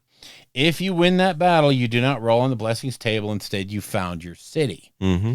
Now, here again, it strikes me as I don't think they're actually play testing these, which I understand. This is the narrative stuff. It's not really their big, I mean, they're focusing, but they're not really huge on it. Mm-hmm. The problem comes here is if you can't find an opponent that wants to play that scenario with you, it ends up going back to the judge, to the Neo to say, okay, either, you know, like we said before, take a ringer army and the judge plays against you just to see what happens, or you just judge, fine, you've won. Yeah. Found your city. It's silly that they lock so many of these quests into you have to play this scenario. Yeah. When in reality, there's other people playing Path to Glory that have scenarios they need to play. Mm-hmm. And you end up with these conflicts all the time in Path to Glory of, well, I want to play my quest scenario because I want to move on. And your opponent's like, no, I want to play mine. So we roll off. And you can technically lose that roll for 3-4 weeks and literally find yourself losing the campaign just because you can't play a single scenario that you have to play to move forward. This is where the Neo has to just make judgments on that and make either that go away or modify it. I mean, I propose, folks, if you're in a play group like this, right, that if both of you have scenarios that you both want to play, right, then, you know, you scratch my back, I'll scratch yours. Yeah. Right? So I think that's just good sportsmanlike conduct, right? So, but, you know, like I said before, you know, when we were talking offline, I always look at this from the point of view of the one game a week guy, the Saturday gamer, the guy who is busy during the week, has got family, can eke out 3 hours on a Saturday or maybe a Sunday to go to the shop or what have you and play a game. And for him to be penalized just because you can't play a certain scenario. And when you think back at all the Path to Glories, all of them are depending on you play a certain scenario in order to unlock your stuff. And that just to me is, it's just bad design. It's not well thought through. Again, if I'm running this thing, I basically say any scenario you play counts. yeah. If you win it, you found your city. You don't have to play the scenario from the book. And that's a simple, easy fix, and everybody gets what they need. Yep. So anyway, you go to found your city. What happens then? 1, set each of your order of battle limits to the number of each corresponding unit type on your roster. For example, if you have 3 heroes, set the hero limit to 3. Yep. If you have no units of the corresponding type, set it to 1. So again, you may choose to found a city. So you could sit there and stay on Crusade until you had like 50 points. Yeah. And if you're doing well enough, you can be reinforcing your army to the nth degree and taking all these units and really maximize what you can do once you become a city. Oh, yeah. So, and I'm not saying that's even gamey. I'm just saying that it's out there. It's a viable choice you have to make. When you commit yourself to being a city, you've now committed your list. Yeah. Is the upside of having outposts and strongholds and territories enough that makes you want to go off Crusade and start a city? And I think that's very specifically why they put you can choose, not you must choose. Yep. So number 2, you receive a stronghold and can immediately pick one territory from the Cities of Sigmar territories table and bring that territory under your control without glory points being spent. Yep. So that's a little bit of a catch-up mechanic since probably everybody else has got multiple territories. Yeah. And they're doing stuff with them, and you just started to do stuff. Okay, and then this is the most broken part of this. Each unit on your order of battle that is not a hero gains the first founding veteran's ability on page 113. Note that this is in addition to the 3 that they can gain as normal. When we cover the first founding veteran's ability, you will see why this is so broken. So busted. So good. But again, this is what keeps you in that fight and makes you think very hard. Think about when you are making your city and when is the right time to pull that trigger. Real quick, I'm going to cover the quests, and then I want you to do the veteran abilities, if you don't mind. Will do. So the quests are 4 in number, and the number is 4. The first quest is across the plains. While embarked on this quest, each time you roll in the setback table, roll twice and pick 1. So you can kind of minimize the damage. Is that because you're going to lose? I don't know. At the end of each battle, roll a die, add your current number of quest points to the result. On a 12 plus, you reach the other side of the plains. Once you reach the other side, you must fight the sudden assault battle plan as the invader from the core book, page 330, and complete this quest after you've done so. When you complete the quest, you receive 5 crusade points if you won, or 3 if you did not. Again, that's a core battle plan, core book battle plan. I basically, if I'm running it, I'm saying the next battle that you fight will either get you 5 or 3. So I just think it's silly that you're locked into certain scenarios. It might be themey, but it's not manageable. Next quest is Over the Mountains. You'll see a thread here. First one was Across the Plains. This one's Over the Mountains. One of them should be far, far away, but it's not. While embarked on the quest, until you have found a mountain pass, see below, you lose 1 crusade point after each battle. Wow, this had better have some good rewards. Right. At the end of each battle, roll a die, add your current number of quest points to the result. On a 7-up, very easy. You could find that in the first game. You find a mountain pass. Once you've found a mountain pass, you must fight the breakthrough battle plan from the core book, blah, blah, blah, and complete the quest. Once you've done so, you receive 7 crusade if you win, 5 crusade if you don't. All right. So, yeah, this one's kind of dice dependent, and it's, again, I'm going to rule that any scenario works. Next quest, Into the Mires. You're going to see a theme here. While embarked on this quest, each time you roll in the setback table, roll the die twice and apply the lower result. The lower results are worse, so this is a bad one. At the end of each battle, roll a die, add current number of quest points to the result. On a 10-up, you find your way through the mires. Once you find your way through the mires, roll a die and add 1 if you won your last battle. On a 4-up, you emerge unscathed and complete this quest. On a 1 to 3, you cannot complete this quest until you fight the hold or die battle plan as the invader. When you complete the quest, you get 5 for winning, 3 for losing. Again, why they tied it to... Anyway, last quest is Through the Forests. While embarked on this quest, you receive 1 crusade point, additional crusade point, each time you earn a quest point. Wow, this is big.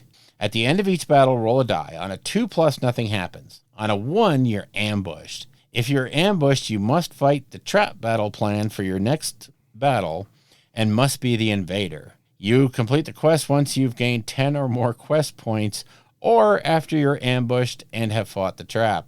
When you complete the quest, you receive 5 if you won the battle, 3 if you didn't. Again, I really love the idea of these quests. I hate the fact that they don't just say your next game. Yeah. Instead of calling out what scenario you have to play. So if your Neo has done bespoke scenarios for their Path to Glory campaign, what, you can't do it? No, that's too limiting. If you're going to be narrative, throw the doors open and say, this is what happens, blah, blah, blah. Yeah. Don't lock people into quests that they may or may not be able to do based on their opponents. Yeah.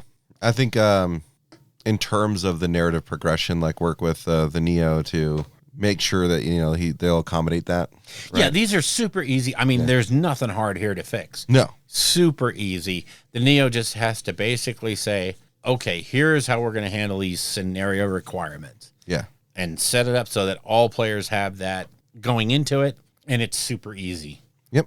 Now we get to the spice, the veteran abilities. Oh my God, these are so broken. Some of them are so Some of them, namely the very last one I'll read. Yeah. Unwavering Resolve. This unit can use this veteran ability once per battle in the hero phase. If it does so, this unit can receive the rally command in that phase even if it is within 3 inches of enemy units. Again, bonus. Thank you. Rally within 3 inches. That thing they made an entire city for. Yes. You can do with the veteran ability. You can just in throw narrative. it on one of your guys. Yeah, so don't play Vindicram. All right. So then, Expert Marksman. Unit armed with missile weapons only. Oh, do you have a pew pew? Well, then, this unit can use that veteran ability once per battle when it's picked to shoot. If it does so, increase the range characteristic of this unit's missile weapons by 6 inches. Oh my God. Yeah, that's spicy. Spicy. That's a spicy meatball. Shooting looks so good.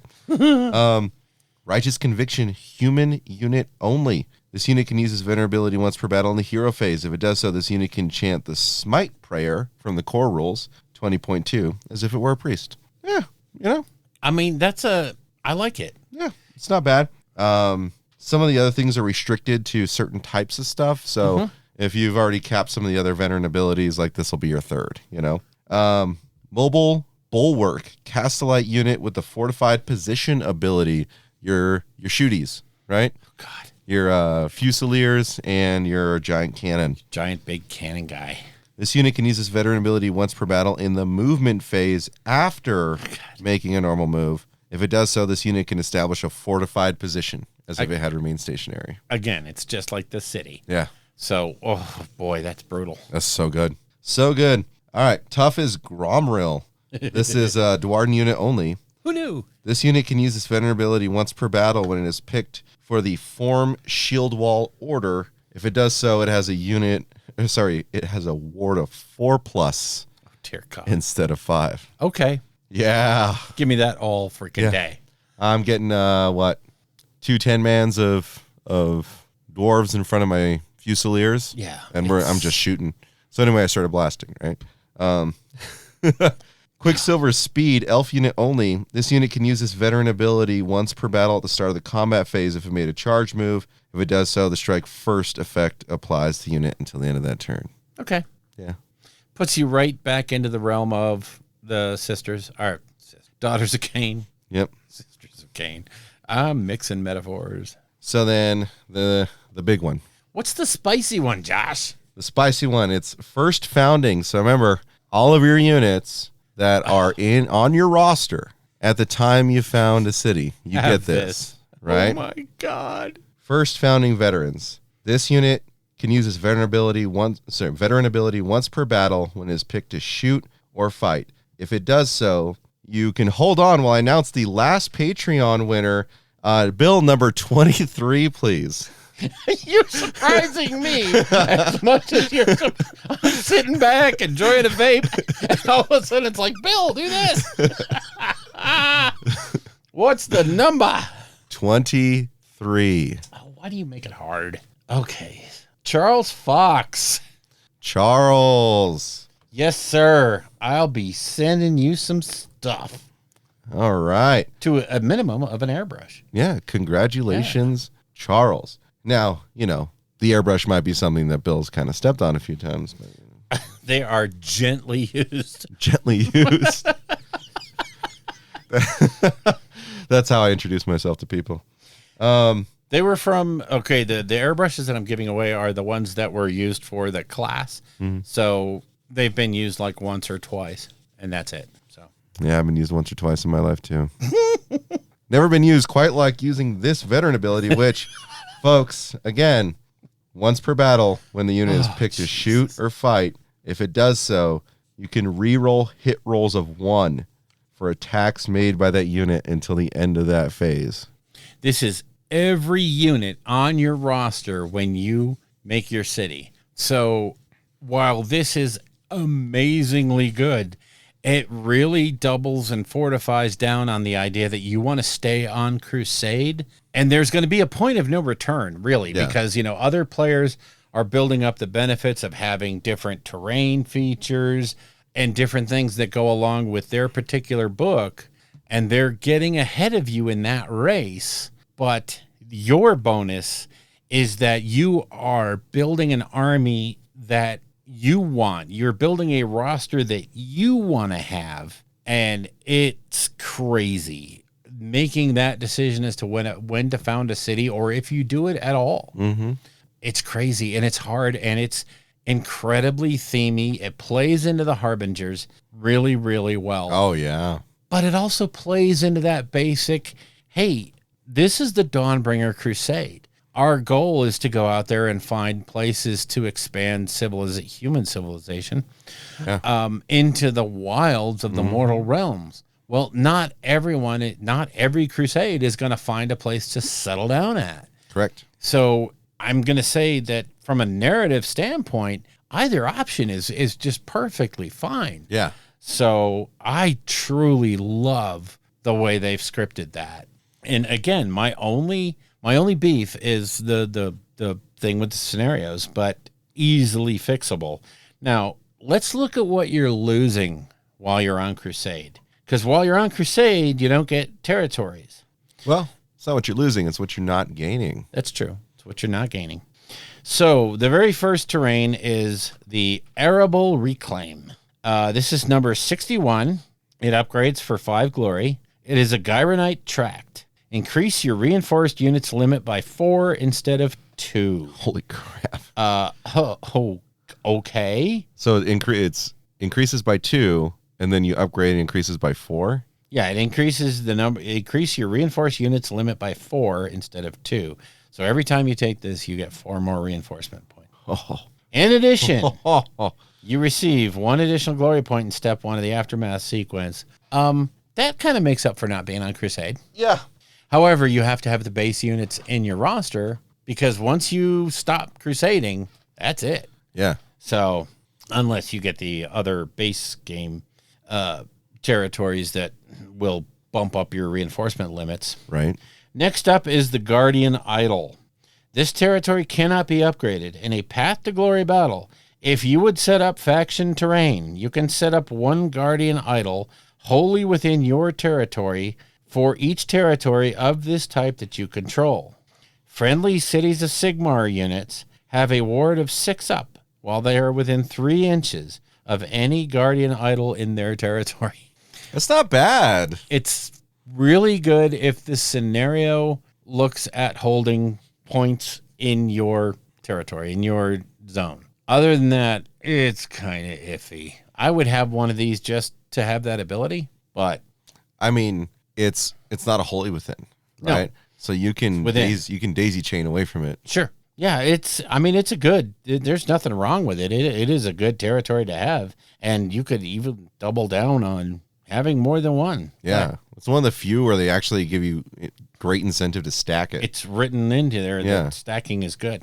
That'd be kind of crazy to have 3 of those. 3 6-up ward. Mm-hmm. He's got to kind of tag it. Yeah. Yep. That's interesting. Very interesting. It's a good one. It's a nice new terrain type. Number 63 is the Dwarden Quarter. You increase your War Machine limit by 2 and your Priest limit by 1. After a 10 glory point upgrade, War Machines goes to 4 instead of 2. So, very nice. If you made mistakes during Crusade, this is a great way to fix it.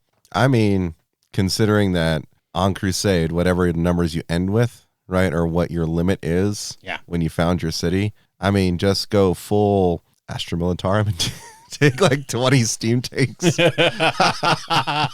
That's disgusting. I love it. Okay. So 64 is the Elven Quarter. Guess what? You increase your wizard limit by 2, monster limit by 1. If you upgrade it for 10 glory, you increase your monster limit by 3 instead of 1. So, yeah, if monster trucks is your thing, that's the one to take. It's weird how they're really trying to sort of force the monsters on Cities of Sigmar, you know? It's really weird. I guess because the Charybdis is here, maybe you want to have, I don't know. Cryptus or the There other are- snake or There are several monster heroes too. So are there? yeah, they're riding monsters. Oh, yeah. duh. Yeah. So you might wanna unlock those. So 65 is the free guild barracks. Each time you recuperate a free guild unit, that unit gains D3 renown points. If that unit earns a new rank, resolve it immediately. I'm confused by what benefit that is, but okay. Oh, that's when you would upgrade to your next veteran ability. Oh, right. You do it. Okay, gotcha. It has a 10 glory point upgrade to make it a military academy instead of just a barracks. Each time you recuperate a free guild unit, it gains D6 renown instead of D3. Ooh. So nice. Very nice. Very nice. On a 66, the Geomantic Nexus. This territory can be controlled without spending any glory points to do so. You can only control one of this type. It has no effect until it's upgraded for 30 glory points. Ooh, lordy. Better be good. Owie. Okay, Nexus Siphon is what it is when it's upgraded.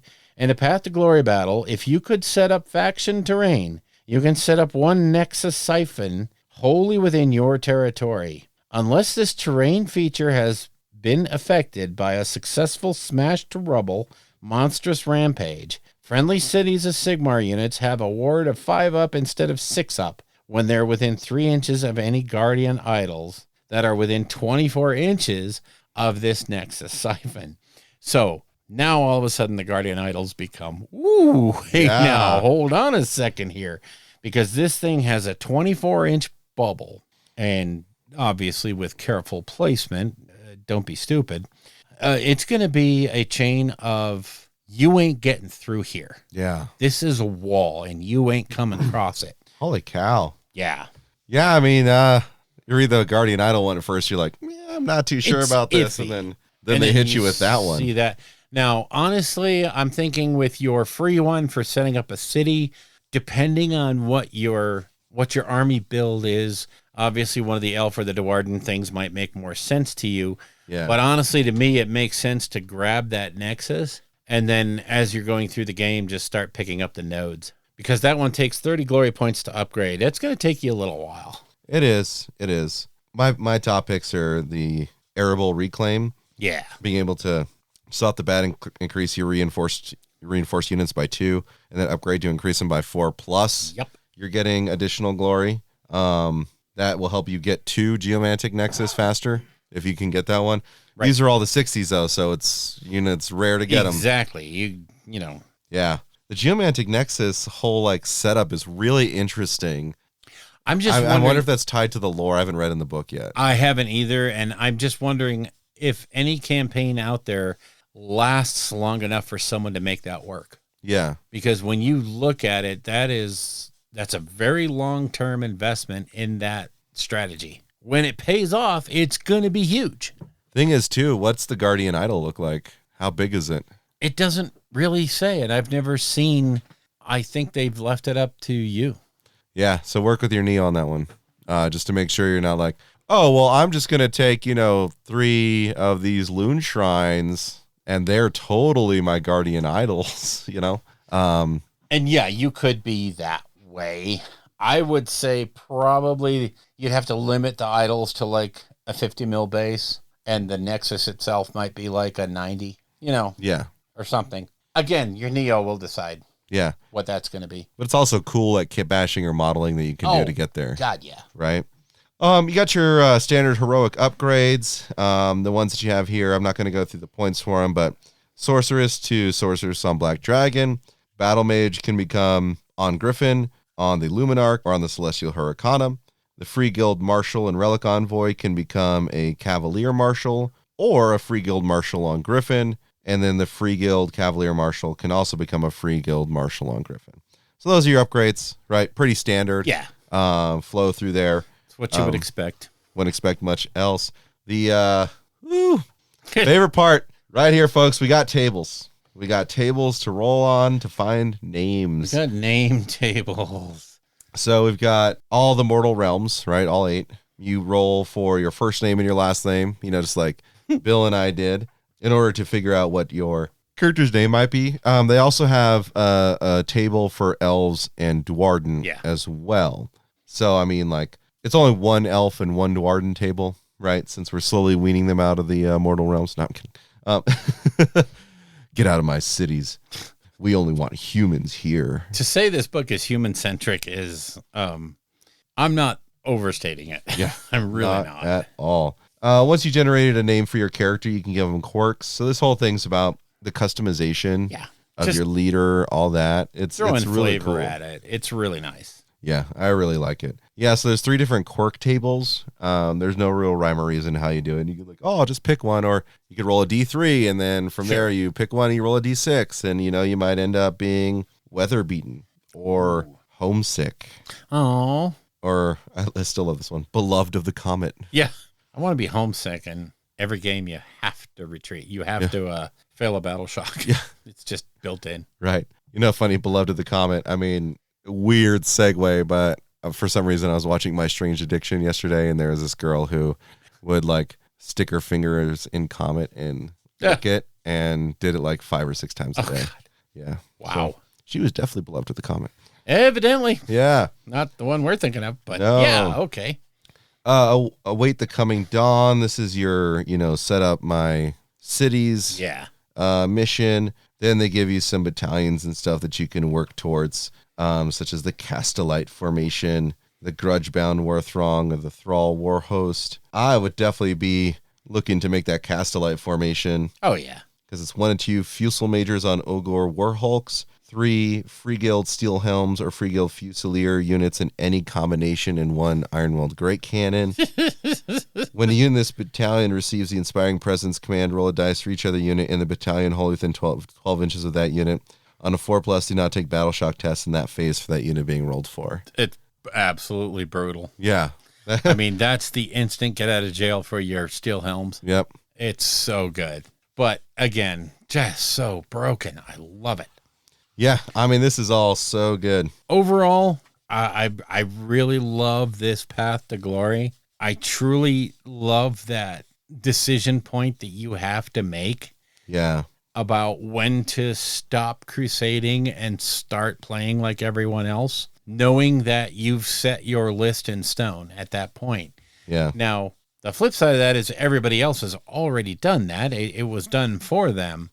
So your freedom to choose and build your army the way you want it to look. Oh, but that veteran ability is so good. So good. Man. So good. Real quick, I was just looking at the dwarves, right? The Ironbreakers are just even better. I mean, they're a 3-up save, but they get the 4-up ward on the shield wall. Yep. Just for being themselves. Yeah. And like, that is spicy. That is a spicy unit right there. Well, one of the things that's interesting about this book and kind of shocked me, even as they were announcing it and they were showing what was going to be in there, I was really shocked to see a lot of those units. I mean, a lot of units went to Legends from this, from the Cities of Sigmar.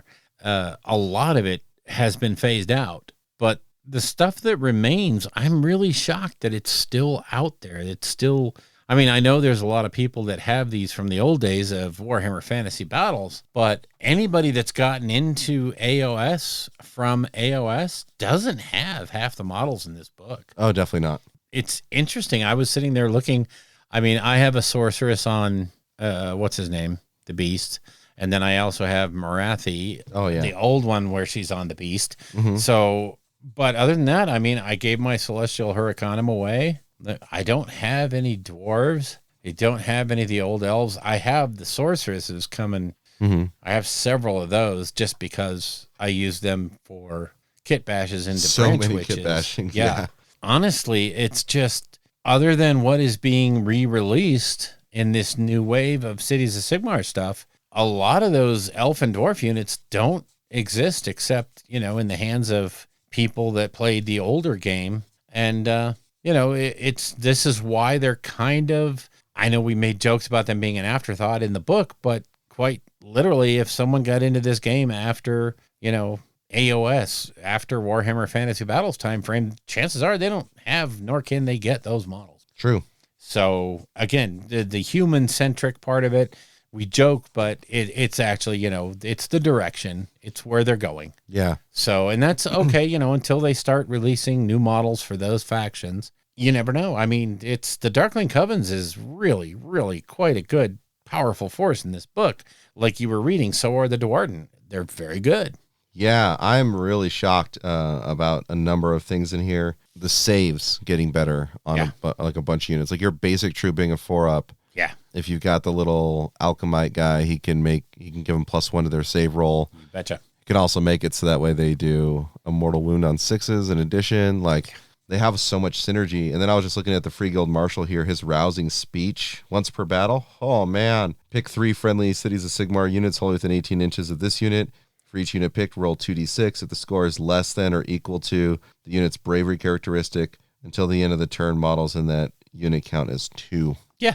That is so good. It is. That is so good. As you look through these different units and what have you, keeping in mind that this book is designed around allying in other factions. Yep. I mean, this is the first book I've seen where actual homage was paid to the fact that you are going to ally in other units, and making them effective and fun to take as allies is huge.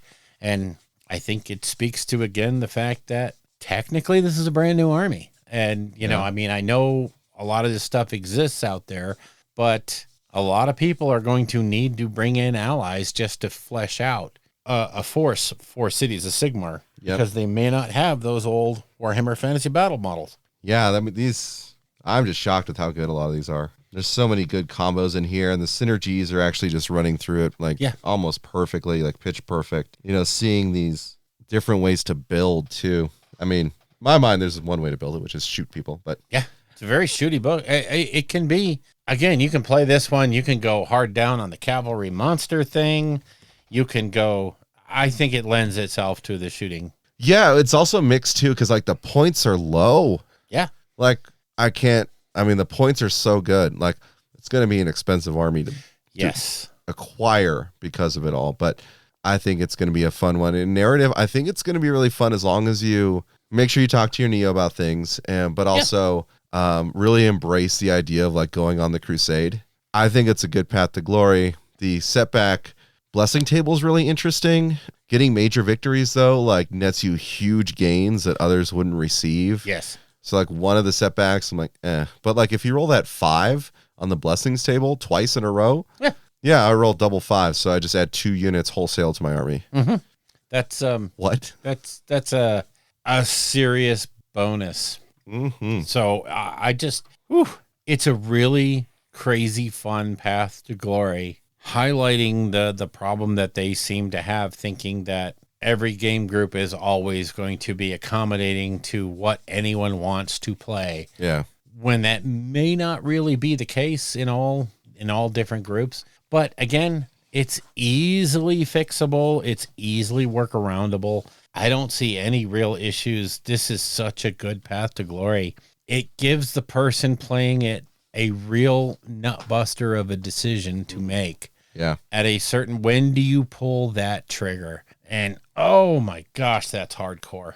It is. Yeah. So, we have gone on quite a bit. Do you think we should wrap it up? I think so, folks. Cities of Sigmar, if it's your shtick, you are in a good place. I know it's just the special box that came out, but when it hits the ground running with the full release, I think a lot of people are going to be in a happy place. And not that the box wasn't good. It comes with a lot of core things that you would want. Yes. But... And a lot of things you wouldn't want to buy separately, probably. Yeah. So the core box is really good to have. Yeah, but if you missed out in getting one, because those things sold, but if you missed out on getting one, don't worry. I mean, you'll still be able to get the stuff in there. I'm sure when the Battle Tome comes out, it's going to come out with the markers. Or like you said, third-party people are going to just make those markers in droves. Oh, yeah. And none of the models are, this is only ever going to be in this box.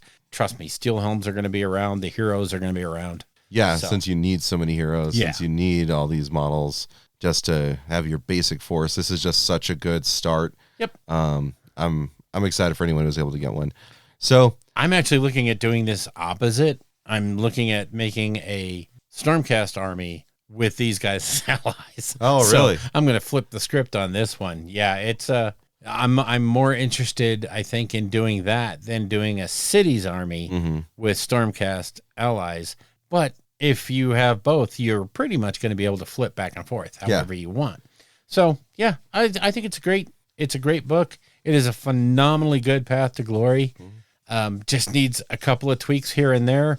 Each Neo will, or each organizer will, make the changes as necessary, as is the case in every single path to glory. Most of these do not work just straight out of the box if you have a bespoke campaign. If you're just playing straight out path to glory, everybody uses their rules from their book, hey, go for it. But, if you're doing a certain kind of campaign, then the Neo will tell you what your rules are. Yep. So I do want to say at the end of this show that this week's Path to Glory is going... wow. This week's After Dark is going to be available to anyone through the Patreon page. So even if you're not a member, you'll be able to download it after the Patreons have had a chance to preview it for 6-7 days. First, one of the things I did see in some of the emails was, what is the After Dark all about anyway? So I just want to give you a taste of what After Dark is. So this one will be free for all. If you are some of those people that, listen to this podcast because you can listen to it in the car with your kids, do not listen to After Dark with your kids. Yeah. Okay. We take the filters off and we say bad words, and we just it's just stream of consciousness for however long we decide to go. So yeah, we kind of have an outline that we kind of go through, but we just start ranting and rambling until it's not safe for work. Yeah. And it's not safe for kids. And probably grandmas. Don't play it around your grandma. So, right. So that wraps it up. Episode 152. We'll see you all after dark. The music in the show is used courtesy of Kevin MacLeod at Incompetech.com and is used under the Creative Commons license. The Rolling Bad podcast itself is protected under the Creative Commons Attribution 4.0 International License. Information for this license can be found at creativecommons.org.